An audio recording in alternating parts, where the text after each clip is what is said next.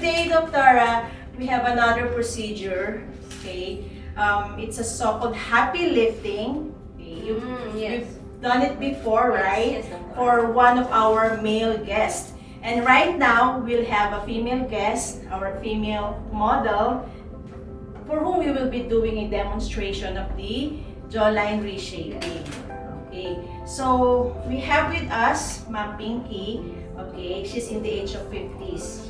And concerns of our patients who are in the age of 50s is the jowling of the face or the sagginess mid-face area. So basically, the Happylift, again, I've mentioned it's non-surgical. It makes use of threads. And the threads are made up of so-called polycaprolactone and a polylactic. Okay? These are absorbable threads po. So they've been used already to replace yung mga surgical technique. Kasi some people don't wanna go through the night. Yes. They just want something na minimal lang downtime and not so drastic result. They still wanna look natural. So we have now this kind of Happylift. It's a kind of a procedure na it can be done like in our setting here. It can be done in a clinic. Of course, we still observe asepsis and antisepsis. And then a result can already be visualized after the procedure. So, okay, basically with the jawline reshaping, the goal is to restore a very good shape here. So kaya reshaping eh. Yung natural na, yung curve dito, kasi yung jawline natin, di ba, dapat parang pa-L shape dito. Yung sa may angle of the mandible, parang letter L dapat siya eh. Okay? Ayun yung mga models, they have a good shape. Yung jawline area nila, it's well defined. So we wanted to restore that. Okay? I-restore natin yung magandang jawline ni Ma'am. And then at the same time kasi, we wanted to also correct itong jowling here. So this one here, oh. And then you'll see there's a pre-jowled sulcus already. And then dun sa middle face kasi ni Ma'am, we can also do some cheek fat pad lifting also. Okay?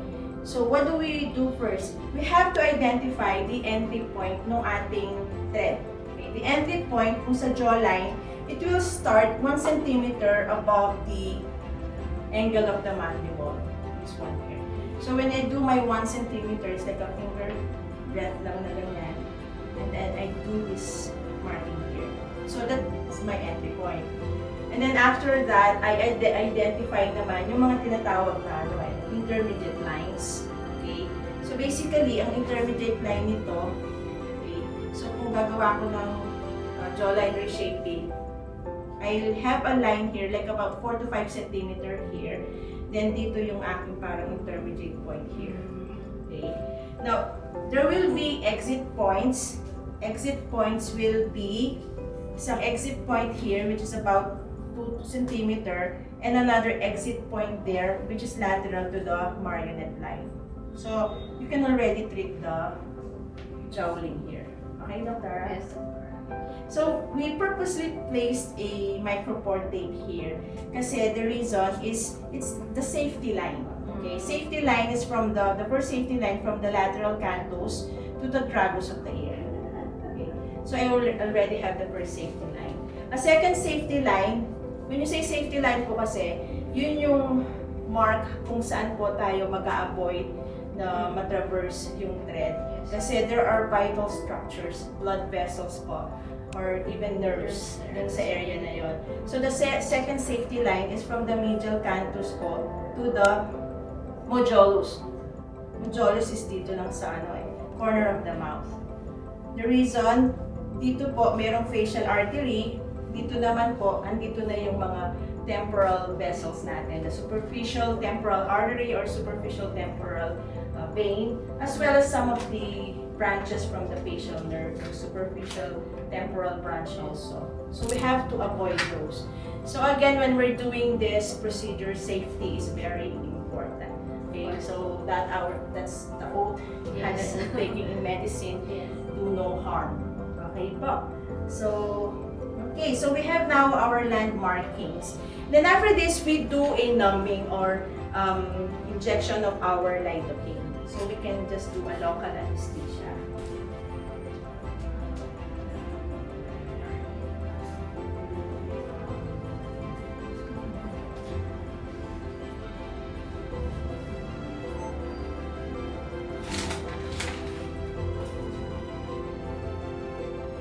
So this is our jawline reshaping or JR technique.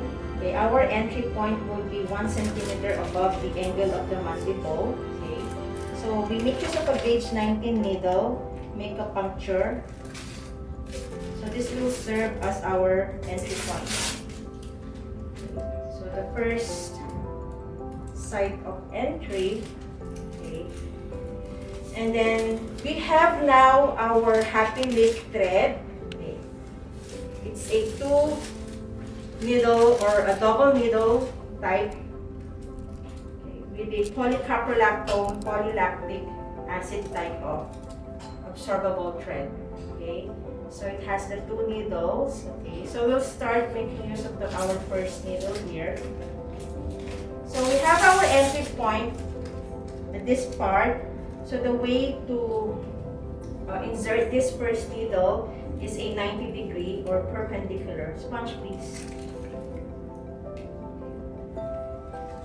So I pinch the skin and then enter. And then I direct this towards our first exit point, which is lateral to the safety line or lateral to the marionette line. Okay. So I'll do that again. Entry here, perpendicular. And then the plane should be subdermal. So I just insert it subdermally up to the exit point. So I make use of our cap. Okay. There you go. Okay. So we now have our first reshaping line. It's actually following the mandibular line. So we pull it like this, and we make sure that we look for the so-called the center part, which does not have the barb type of thread. So again, the Happylift, Dr. Mickey, I haven't mentioned a while ago, it's a type of a barb thread. It's bi-directional barb thread. Okay, so we just have to look for the center where it has the doesn't have the barb. Okay, so we have it here. So we can now pull it up to that part. Okay, so I'll make use of the second needle here, and I will enter again the same entry point we made use of first. Okay, again perpendicular. Okay, there you go. And again, it's a subdermal plane. So we now have a so-called intermediate point. That's the second exit. So it's pre-auricular.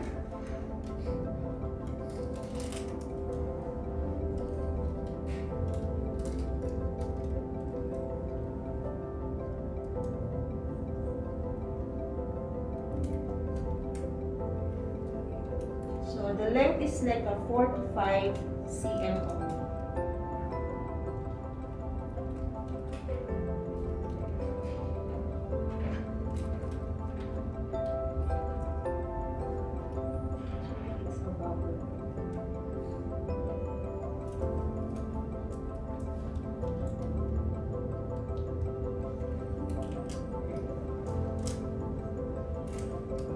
I pull it like that. So I make use that center is properly placed.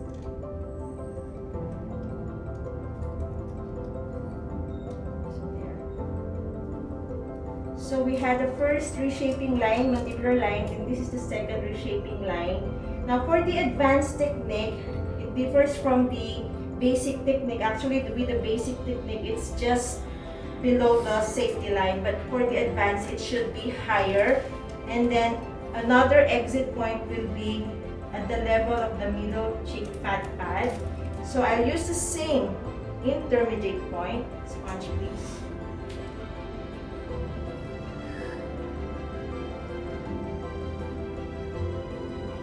Very important to disinfect the area which we worked on. We don't want to have any kind of infection. Same point of entry. And then I'll exit.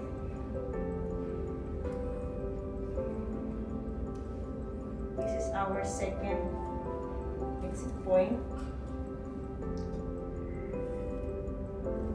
So I actually can extend up to the middle cheek fat pad. So it's quite longer here. So very good. Okay, you can release it. So there. So this is the last, or the second to the last exit point. Then I can again use this needle here to enter again this first exit point and traverse like this. It's just following our intermediate line here. So exit. And that's the final exit point.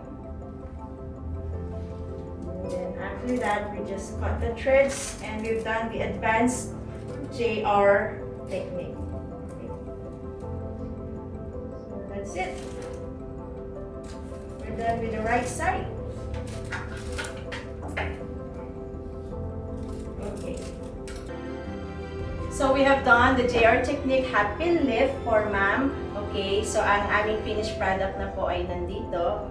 Okay, so what we do is we'll show to ma'am kung ano na po yung result niya. Okay. Kasi the others are so parang natatakot baka mamaya merong masyadong bugbog or baka naman di makapag-party or may mga meeting. Yeah. So here we are showing you the after the procedure of the Happylift JR technique. Okay, I could say na wala namang signs of bruising kay ma'am. Okay. Although initially po, yung mga na-injectan natin ng lidocaine, medyo may blanching or parang yung white lang, that will also go away in a little while. Sandali lang po yun, mag-clear din. Okay. And then yung mga injection marks lang natin, parang mga pinpoint red marks lang. And then few days lang po mag-clear. Okay. So, ang ina-expect po kasi ng mga patients, of course, we did an injection and have some parang mga tenderness. Yan. Although the others are saying na parang may swelling, so it's a soft tissue swelling, few days lang din mawawala. So we'll just advise them to do ice compress after the procedure. And also, we tell our patients avoid munang mag-sauna or anything na extremes of heat at saka mga extremes ng mga exercises muna. And then we can give them po some mga painkillers or yung mga kahit ano lang po, paracetamol, acetaminophen, and some prophylaxis antibiotics. Dora, what is your comment on our technique? Doctor, first of all, I like how it's minimally invasive. Yes, and then I feel like this can be done in less than an hour. So definitely, if you have anything else to do for the rest of the day, you can just come by here and it won't take up all of your time.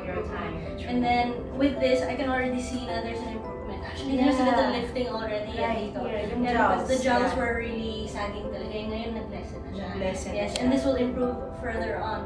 Correct, yes. Yan. Kaya ang tawag nila dito lunchtime treatment or coffee break treatment. Yan.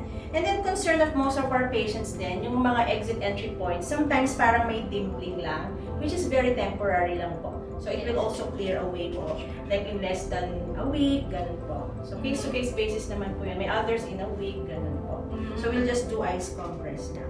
So, this is a very good alternative po sa ating surgical facelifting for those people who don't want to go through the knife or any cut, especially yung mga keloidal also, Yes. or mga hypertrophic scars.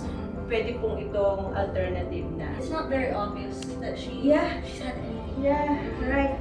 After this, she can do whatever she likes, Yes. and people won't know. Okay, so that's the first part ng ating episode today. So,